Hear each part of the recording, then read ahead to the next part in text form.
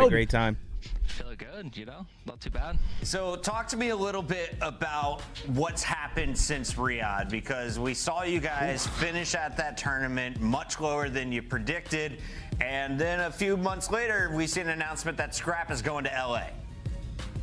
I mean, yeah, right after Riyadh, I think we had like 12 hours where just instantly everything just blew up.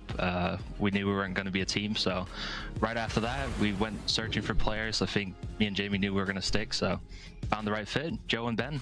Why not?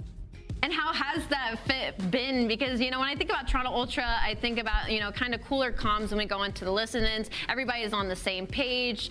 Joe and Beans, they bring some energy, as I'm sure you know, especially out of game. What's it been like kind of working through that with your team?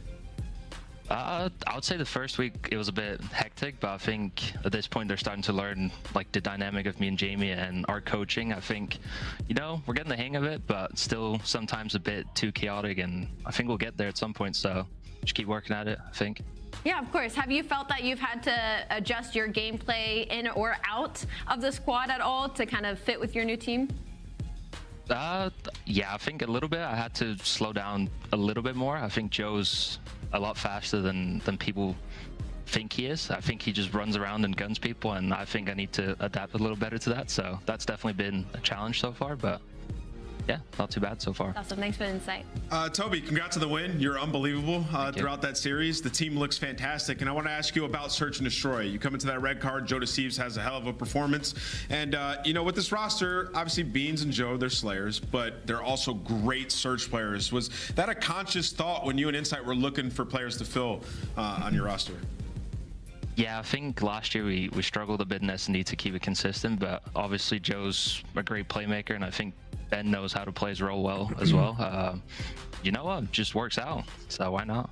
Can I ask you, now that you have Beans, will you guys be lobbying and fighting for the sniper the entire season, or are you just going to give up like after one vote? Yeah, GA clears.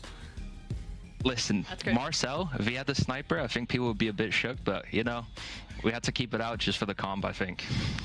Final I might fight for it, you know? We'll see. Sorry, I gotta finish this. And final question for CleanX tonight. You guys, of course, used to team with Scrap. He's now in LA. You just beat out Atlanta FaZe. So who does Toronto have beef with coming into 2025? Who is the one squad you're excited to play against on LAN?